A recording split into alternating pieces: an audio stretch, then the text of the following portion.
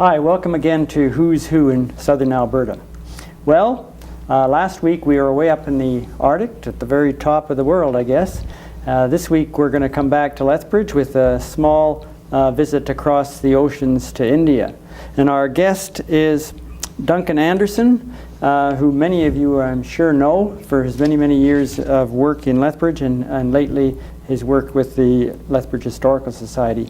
I want to invite you, thank you for coming, Tracy. I should mention that we're recording this in April of '89, and we're still in shock with the death just last week of Alex Johnson.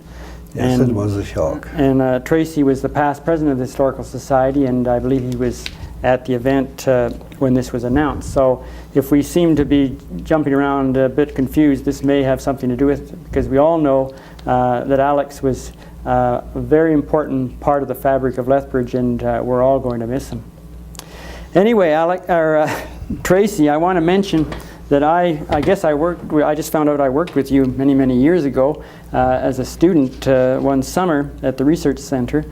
But basically, I met you again about 3 or 4 years ago at the Glenbow Museum in Calgary. Library, yes. And there you were plugging away at old catalogs of farm implements. Looked like great fun to me. Tell us about it. It's fun if you have an interest in it. In that particular instance, I was working under contract with the Reynolds, Alberta Agricultural Museum in Wetaskiwin. They had asked they wanted somebody to review and write on and report on the development of tillage practices, seeding practices, and agricultural machinery in Alberta going back to the time of settlement. And this is why you had to dig the old catalogs. I found it a fascinating assignment because, of course, in my lifetime work at the station, agricultural machinery and soil erosion and tillage had been my area of research, and it was a natural area of interest. So all this old equipment was stuff that you basically remembered in one... Some. I didn't go quite back to the days of 1900, but much of it I did remember, and much of it I had used and worked with. Now you mentioned that this is a museum that's being built at Wetaskiwin? It's under construction now, and if the government doesn't find that the monetary constraints are too great, this could become a world-class agricultural machinery museum. In the same league as Head Smashed In and Terrell? Yes, the same league as Terrell, every bit as much. Now this is the, what was the old museum? It was originally founded by who? Well, it started with a museum which was a development out of the lifetime activities of Stan Reynolds and his father. Mm-hmm. Stan began collecting old machinery of all types way back when. His father started it and Stan kept it up. Now Stan was a used car parts dealer, and he moved over into used parts for earth-moving equipment. Consequently, he would get a demand for, say, a cat track, because the cat had broken down out on the South Saskatchewan Dam project, and they wanted it there right now. So he'd load it up overnight, and away would go a big truck, and it would come back empty. Having this interest, he'd instruct the people, the drivers, if you see an old steamer along the road, drop in and buy it and bring it in, you see. So he came up with a marvelous collection of old equipment. And he must have been into this in the 40s, was he? Oh, back almost, yes, and earlier, as I understand it. He ended up with a collection. For example, on the project I was on, we had to assess and evaluate 850 tillage machines that he had stacked in the yard there at a couple 100-acre field in Wetaskiwin. He was collecting long before anybody else got around to it, wasn't he? Yes, and Stan was one of the #1 collectors in North America in many ways, because I was in his office on more than one occasion. He'd get a long-distance phone call from Texas, and it was, "Hey Stan, have you got such and such?" "Yeah." "What do you want for it?" "Well, have you got so-and-so?" "Yeah." "I'll send it up and I'll send mine back." He was that type of a collector. Now, he convinced the Alberta culture when the interest in developing such units as had smashed in interpretive centers and new museums. When they started to see the value of these for the tourism industry, he convinced them to establish this museum in Wetaskiwin. He had such a collection for a base. He offered them anything they wanted, gave them the time frame, take it by such and such a date, and it's yours. He didn't try and sell it, he offered it, donated. So they had to get busy and get an evaluation. You know, museum staff have to work with people with some level of expertise. No matter, you know what an expert is, of course. And so they set out a lot of contracts for people to come in and look at this and tell them what they thought it was worth. Tell them what it was, if they didn't have it recorded in Stan's records, and assess its value and its place in history. So that was the background of the job I got with them. Now, since that time, this was 4 years ago, they have taken over, for example, 150 plows, old riding types. Believe me, they've got a collection. I think it's about 50 old steam tractors, some antique used cars that if you're a collector, just make your mouth water.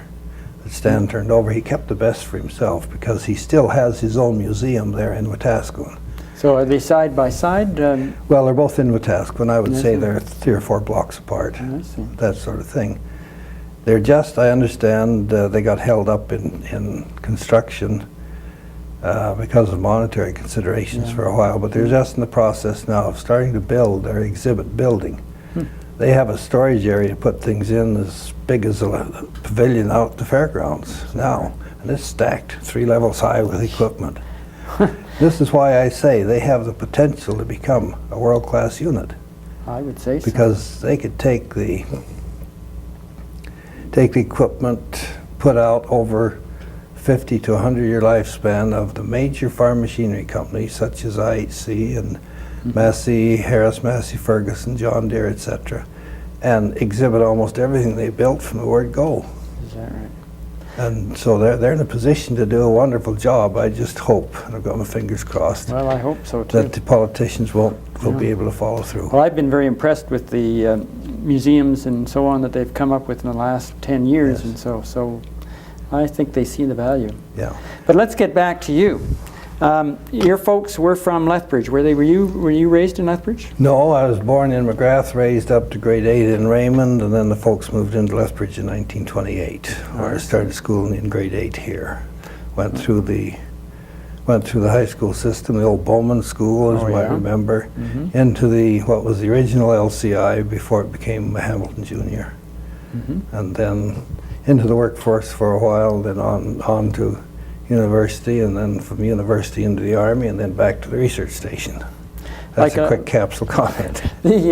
What brought you into the research station? Well, like so many people, you often find that your lifetime career is determined by what could be casual events. I graduated from high school in '34. Dad says, you got to find something to do with yourself, so he sent me to normal school. Now, 1935 was not a year when you found jobs too easily. So I was fortunate enough to pick up a laborer's job out at the experimental farm for the summer of '35.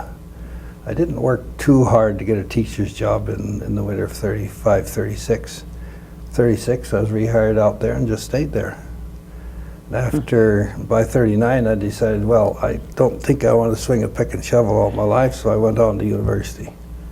Because agriculture was my interest, and so I did my work in agricultural engineering and agronomy, the combination of the two things. Now this is a book here, I believe you had something to do with, soil erosion. What year was this published? Initially, I think '66. As you look into it, you'll find out. Yeah, there was a committee of a whole bunch of people, eh? Yeah. Now I noticed that Lethbridge is a research station, and all the other places, Melfort, Lacombe, Brandon, are experimental farms. What is the difference? Well, the original experimental farms were those farms set up when they passed the Experimental Farms Act in '85, I think it was. They established 5 farms across the country. Indian Head was one, Brandon was one. Then when they set up the subsequent group of a total of some 40, eventually, stations and substations, you know, people get a little touchy about names. They called them stations instead of farms.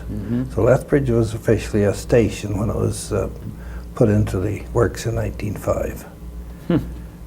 Swift Current was known as a station, as was Lacombe, Beaver Lodge, Saanich, the whole range in the western prairies here were known as stations. No, the first 5 were called farms. But they changed that when they formed the research branch in '59. I see. Now, you've probably seen a lot of changes yourself in just the Lethbridge operation. Oh yes, yeah. Most of the facilities out there have been built since I started working there. Yeah, coming back to that booklet, yes, I chaired the committee that prepared it, and the chairman does most of the work. That's fine. Oh yeah, yes. It was published in '66 as a result of a demand for farmer information on how to control wind erosion of soils. It followed through the publication of Palmer's in the mid-30s, on the same subject. And that one is just now being revised. It's stood the test of time, '66 to '89. I think they're working on a revision now. It's been republished, not revised, twice since then. So it's hung in there. It's been used in schools, gone out to farmers. So I think it was a successful thing, and it was needed. Were you worked alongside Asa Palmer, did you? I worked with him. In fact, he hired me. I see. At the station. Now he was considered quite an expert, wasn't he, in his field? Oh, very much so. And he went to India as well. Pakistan, was he spent 2 years in Pakistan after he retired from the experimental station. Now, you were in that part of the world as well, eh? Yes, I spent almost 10 years working in India. Was this all at once? Did you? Couple of breaks. Went in first for 3 months in 1970. Then Ann and I moved over in January '71 for 3 years. Come back for a couple of years, and went back to India for 4 more. Come home, went back to India on a couple of short-term assignments. So I spent almost 10 years in that country. Where were you stationed when you were over there? We were stationed in the city of Hyderabad. Hyderabad, India, not Hyderabad, Pakistan. There are the two, which is as close to the center of the country as you can get. It's the best way to describe where it is. On a line between Bombay and Madras and Delhi down to Bangalore, just intersects about like that. Did you know Aftar Atwal? Do you remember him? Came out in '55. He was out here. Or not? You get quite a few people from India, don't you? Yeah, we had quite a few, and Benny come through, and because of the project we were on, which was I can remember Aftal. It seems to me I took him traveling out to see dam sites and so on. Yeah, he was just a young fellow at the time, and then he married somebody from Vancouver, and he used to pass through occasionally, but I haven't seen him for years. Anyway, tell us what it was like in India. Well, first to give you a little bit of an outline of what the project was, and then you'll have a clearer understanding of why some of my statements come out the way they do, because I don't always agree with a lot of what's said about that country. This project developed when Fred Bentley, who was Dean of the College of Agriculture in Edmonton, was asked to chair a 12-man traveling committee, asked by CEDA, what is now CEDA, to travel through India. They took about 3 months to recommend what Canada could do in helping India in this dryland agriculture, among other things. This was one of the things they pinpointed. The government of India accepted the recommendations, the government of Canada accepted the recommendations, and in 1968, the first of a group of so-called experts went to India to see, okay, they've recommended we help them, but how do we help them? So by '69, I was in the third team of people that went over to decide what to do. The other teams that says, yes, we can do something, but somebody had to decide exactly what's to be done. They established an agreement between Canada Agriculture Research Branch and the Indian Council of Agricultural Research, which was established by the British way back in the very, very early 1900s. And they had an ongoing organization to work with, a good one. And this was to develop the capabilities of the country to do applied research for dryland agriculture. We weren't there to tell our farmers how to do anything, but to help them build up the facility to do better research for dryland agriculture. They had spent so much time building up their facilities for irrigation and moving toward what has been called the Green Revolution, which increased their production so much that they had neglected the dryland farmer. And you know, farmers vote in India like they do here. And the pressure was developing on the government of India. You've got to do something for this, for what is about 45% of their agriculture is dryland. Some of it very, very dry, some very, very wet. So they moved toward this type of an aid project. And the Indians are experts in getting and using aid. They really are. They know how to use it. This project involves setting up, initially, now Dr. Andrews, who's now retired and living here in Lethbridge, was the Canadian project director. He organized it from the Canadian side. And worked, he carried the load when it came to seed and said, hey, we've got to have this and we've got to have that. And for the last 4 years, I acted as team leader.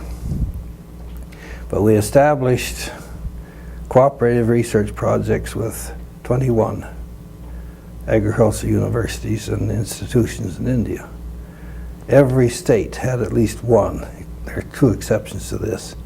And this was a SAM scheme up in the what you'd call northeast frontier provinces, and the state of Kerala. It was just too wet to call it dry land. But other than that, we had projects in every state of the country. And our job was, and with 18 of those were agricultural universities, and all but 3 had been established in the country since about 1955. Under a USAID project, they developed their agriculture infrastructure very rapidly after India became a country in its own right, following the 1949 period when Gandhi was very active. So these existed, but none of them had any research going for dryland agriculture. It all zeroed in on irrigation, and they could tell us a lot about irrigation in that country. They know what they're doing with it, and have for many, many, many years. So our job was to help them establish viable research work for the dryland farmer. Oh, I see. Now put it with that explanation, our job was to coordinate. The coordinator's got to get out and have a look and talk to people. So I've logged, I don't know how many millions of miles in Indian Airlines flying around that country in that 10-year period.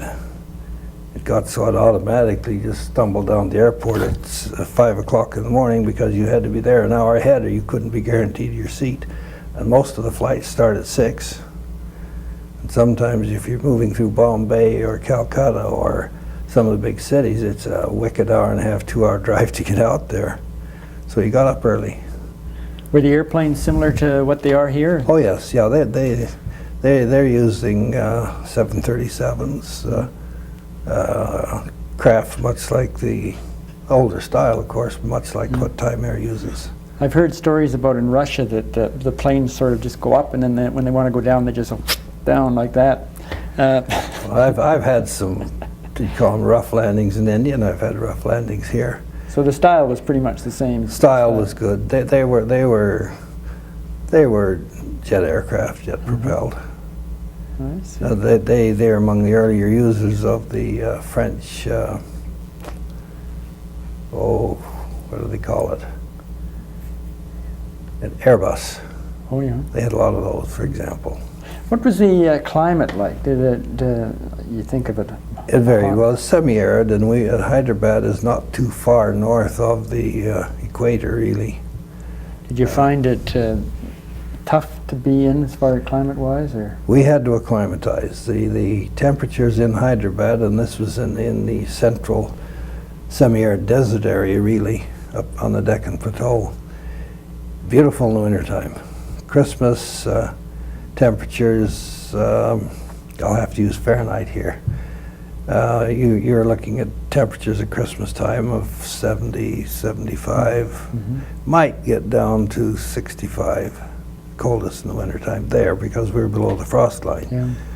And the summertime, started to warm up in April, and by May it could be wicked. Now we went through days of 140 degrees Fahrenheit. And that's a little tough for us. I'll say.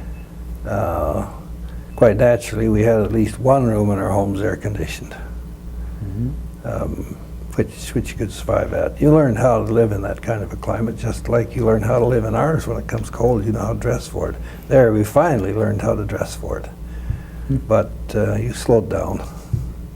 We have stereotypes of the country, like a mass of people and this type of thing. Is this the way it really was, or were there things that were different than what you expected? Well, yes, India has a rapidly increasing population. Now, when we went there, they were arguing whether they had 550 million or 540. Now the argument is whether they've got 800 or 850 million. So in my lifetime, more than the population of the United States was added to that country. So there are a mass of people. And you see them in cities such as Calcutta and Delhi, which isn't as crowded as some of the others, Bombay particularly. Hyderabad increased by at least 1 million while I was there. And that's, but you get out and there are areas in the country where it looks fairly sparse. Get into the old Sindh Desert area, the Rajasthan Desert, the population is very thin. But naturally, because the country can't support a big population at most spots. What was the feeling of the masses towards you? Did you find there's discrimination? The Indians are very tolerant. They're very tolerant and very hospitable as a group of people, which surprises a lot because you get, as you say, stereotypes. There is, among certain groups, some resentment to the British because they say the British took the country for a ride and walked out and left them. Well, that's just not true. The British left India with a judicial system similar to ours, which has been the backbone of that country. The British left the Indian people with an army, which is the British Army all over again in terms of not only training, but in terms of the attitude of the senior officers. I would be shocked to the point of having to go hide my face forever if you ever got an army uprising in India because of the attitude instilled by the British Army training. They're very supportive. And that's the reason that this is the biggest country and biggest democracy in the world with problems you wouldn't believe as a democratic country still exists. And it's because mainly of those two things. The infrastructure the British left in terms of the civil service, the army, and the judicial system. We knew quite a few people working in the judicial system and often talked about this. They appreciated what the British had left. But the man in the street often felt, well, the British got rich at our expense and walked off and left us in trouble, but they didn't, not really. So yes, there would be some resentment to foreigners, not just Canadians or Americans, to foreigners as such. Did they think of you as an American, like often happens? Yes, very much. We got into some trouble because we were there during the Pakistan War. And on more than one occasion, we had our cars stolen because they thought we were Americans. Okay. You see, Nixon took a stand with Pakistan against India in the Indo-Pakistan War.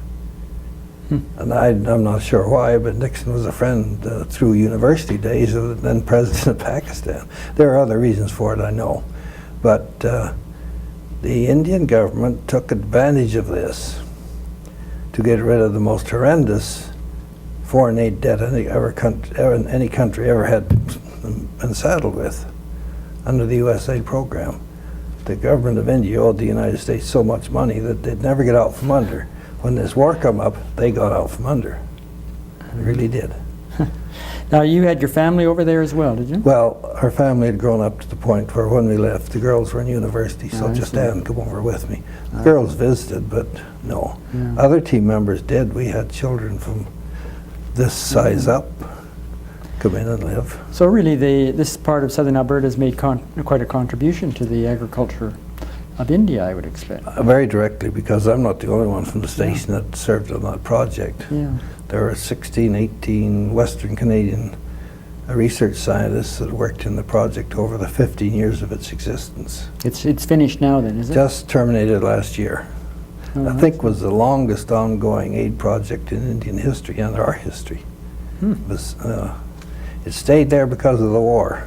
The government didn't want, the local government, or Canadian government, did not want to be seen taking a stand against agricultural aid, but they cut most everything else because shortly after that time, you might remember, the Indian people exploded an atomic bomb, or had the facilities for it. And this caused a furor, but we were kept there as a symbol. And it stayed on. The Indians wanted us, and we wanted to stay. Finally, it run its course. Well, I guess we've run out of time, Tracy. Oh, but gee, you've had me talking too much. No, that I want to thank you for telling us how I've heard about this aid program for years and years, but I never really knew how it fit into the scheme of things. And I'm sure a lot of the listeners out there are quite interested in how the development occurred over the years as well. Our guest this week was Tracy Anderson, one more of those scientists from out that way who have contributed a lot to Southern Alberta. And thanks a lot for coming, Tracy. Thank you for having me, Bruce. I appreciate it. We'll see you all next week.